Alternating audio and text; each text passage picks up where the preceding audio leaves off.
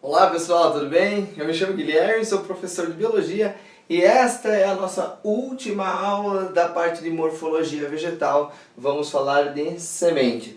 A próxima aula, nosso próximo encontro, nós já iniciaremos a parte de Fisiologia da planta, ok? Então vamos falar aí da semente, cara. A gente já viu raiz, caule, folha, fruto, flor e agora nós vamos falar de semente. É bem legal que você tenha assistido as aulas anteriores aí, principalmente a aula de flor, é fundamental para você ter uma boa compreensão da aula de semente, ok pessoal? Então vamos começar. Primeira coisa importante, eu acho a gente ter uma noção assim, ó, do funcionamento da planta, claro. Para que serve uma semente? Qual a importância da semente para a planta? Pô, lá na semente é que nós vamos ter uma estrutura chamada embrião. E esse embrião que vai dar origem a uma nova planta. Então a semente é uma estrutura primordial no processo reprodutivo, no processo de proliferação de novos seres dentro do ambiente. Então a semente é um órgão da planta de reprodução. Ok? Eu não vou tratar aqui, mas eu vou comentar com vocês que para que essa semente, né, ela consiga o seu objetivo, né, que é germinar, ela precisa passar por um processo de dispersão. Ela vai passar por síndromes de dispersão. A gente não vai estudar isso agora, mas é legal que você já tenha isso na cabeça. Lá na parte de ecologia a gente vai falar um pouquinho sobre isso. Ok? Agora vamos pensar assim, na origem dessa semente, de onde que ela vem. O que eu desenhei aqui para vocês? Para aqueles que já assistiram a aula sobre flor, já viram esse desenho, já estão sacando tudo. A flor vai ter uma estrutura reprodutiva feminina, que a gente chama de carpelo, e esse carpelo, na sua parte inferior, ele tem aí uma barriguinha, um bojo, como costumo falar. Nesse bojo, chamado ovário, a gente vai ter o óvulo, ok? Esse negócio que eu desenhei em verde para vocês aqui é o óvulo de uma flor. Este óvulo da flor contém dentro, né, das suas estruturas o gameta feminino que a gente chama de oosfera. Então vamos colocar aqui, ó, essa célula amarela aqui, a oosfera, certo?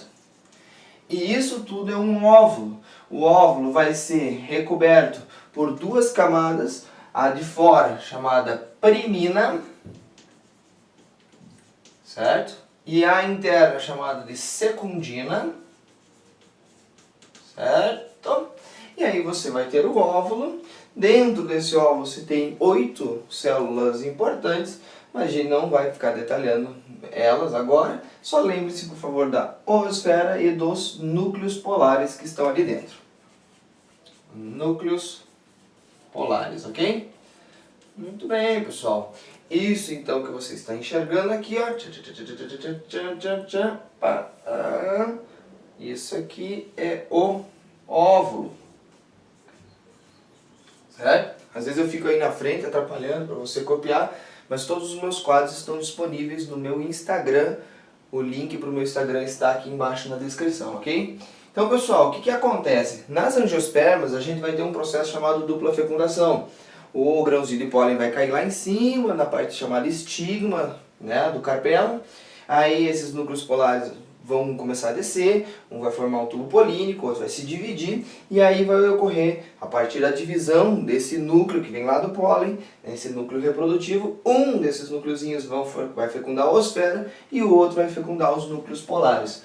Após esse processo de dupla fecundação, toda essa estrutura chamada óvulo começa a se transformar numa estrutura chamada semente. E a gente tem que saber as partes da semente que eu já apontei aqui para vocês.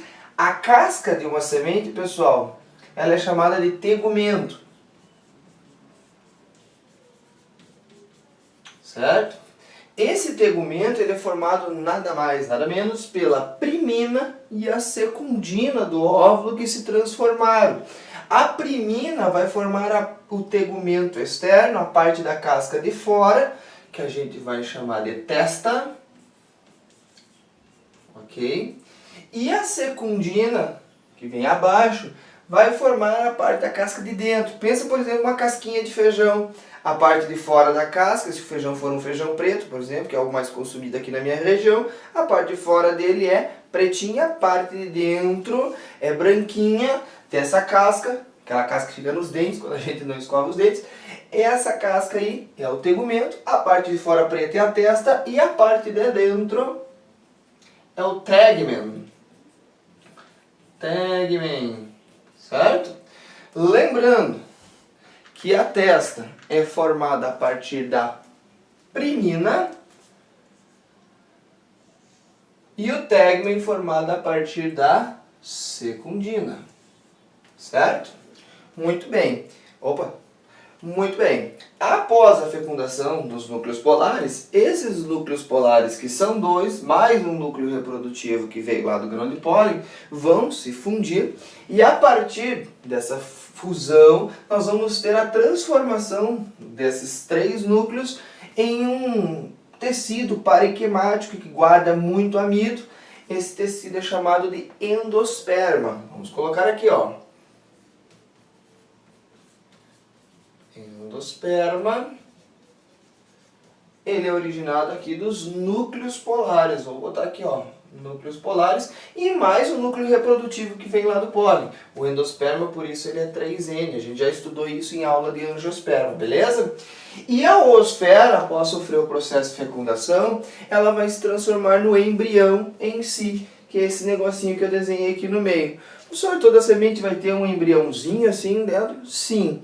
Se você abrir a semente, você vai ver que dentro dela vai ter uma estrutura chamada embrião. Sabe o embrião que é bem legal de você observar? O embrião da semente do caqui. Quando a gente era pequeno, a gente quebrava, a gente lascava a semente do caqui ao meio, a gente olhava lá dentro, parecia aquele embrião no formato de um garfinho.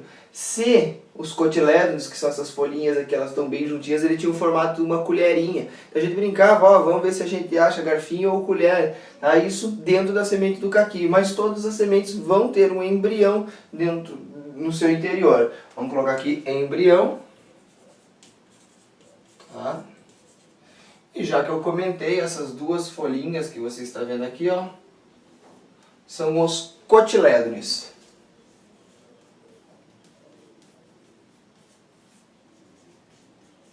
Certo?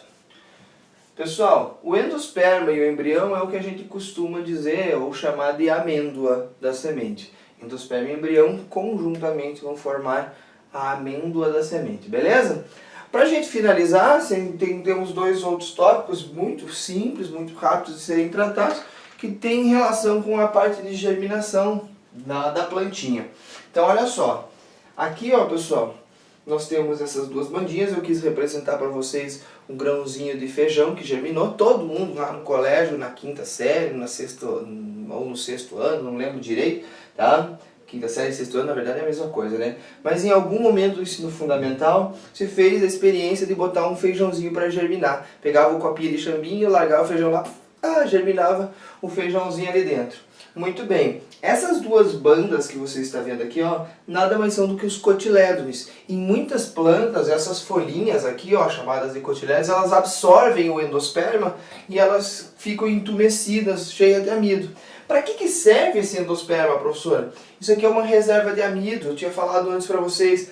E para que serve essa reserva de amido? Pô, antes da planta conseguir colocar suas folhas, conseguir desenvolver a sua raiz, ela precisa de alguma fonte de energia. Porque a folha, claro, quando ela colocar a folha, ela começa a fazer fotossíntese, ela tem energia proveniente da luz. Mas antes disso, ela tem que desenvolver uma parte de caule, tem que desenvolver raiz. E da onde que ela vai tirar energia? Do amido guardado dentro do endosperma, ok? Então, esses cotilédones aqui, ó, absorveram o endosperma e eles estão suspensos aí na planta. No caso, essa planta que você está vendo é uma eudicotiledônia. Eu já fiz uma aula sobre mono e dicotiledôneas, vou largar uma tagzinha aqui para você, caso você não tenha visto essa aula. Muito bem, esse feijãozinho é uma dicotiledônia, e o que eu quero que você saiba? No momento que a plantinha germinou, a dicotiledônia vai suspender os seus cotilédones, e aí você vai ter duas porções de caule.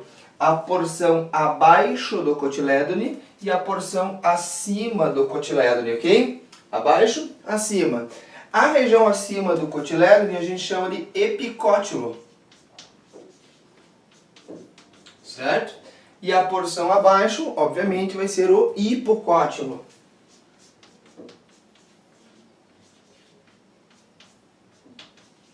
Certinho? Aqui você tem cotilédones, beleza? Agora falando dos tipos de germinação para a gente realmente finalizar a aula. Você deve ter feito o experimento de colocar o feijãozinho para germinar, e alguns de vocês devem ter feito também um experimento colocando um milho para germinar. Por que a prof lá no ensino fundamental faz isso? Porque a gente tem duas plantas de dois grupos diferentes de angiospermas. O feijão é uma dicotiledônia e o milho é uma monocotiledônia. E eles têm padrões diferentes de germinação. As monocotiledôneas, como o nome já está dizendo, só tem um cotilédone e as dico tem dois. Mas no que eles mudam com relação à germinação? Quando você coloca o feijãozinho debaixo da terra, olha só, ele vai começar a desenvolver uma raiz, beleza? Ele vai começar a desenvolver um caule, vai colocar suas folhinhas, claro, ó, uma folhinha para cá, uma folhinha para cá. E o cotilédone, como eu fiz no desenho anterior, né, a semente aberta ali, ela vai ficar suspensa. As plantas cuja semente fica suspensa após germinação, chamamos de plantas epígeas. Epígea. Lembrando que gel é terra, epi em cima, acima da terra. Agora, se você pegou o milho e colocou para germinar, você vai ver o seguinte, que o milho ele não vai ser lançado para cima, ó. Aqui era para ser um grãozinho de milho, tá? Tudo bem. Vai começar a sair raiz, ó, desse milhozinho, raiz para tudo que é lado, raiz fasciculada, e vai sair, ó, um tufinho de folhas. O grãozinho de milho vai ficar abaixo da terra. A germinação da dicotiledônia epígea e da monocotiledônia hipógea. Ok? Mono e dico. Certo, pessoal? A gente finalizou a parte de morfologia vegetal. Se eu achar importante colocar mais alguma coisa lá na frente, assim, eu faço um anexo, um apêndice a essas aulas. Mas eu espero que você tenha gostado, que tenha te ajudado. E se te ajudou de alguma forma, por favor, dê o seu like, deixe o seu comentário. E se você tiver alguma crítica ou sugestão, também deixe o seu comentário, que ele é muito importante. Aqui no canto do vídeo, ó, a gente tem um Bzinho transparente, que é esse B da Biologia. Se você clicar ali, você se inscreve no meu canal e assim você contribui com o crescimento do meu canal. Eu agradeço muito se você fizer isso. Um grande abraço a todos vocês, fiquem bem, bons estudos e ó, tchau, tchau!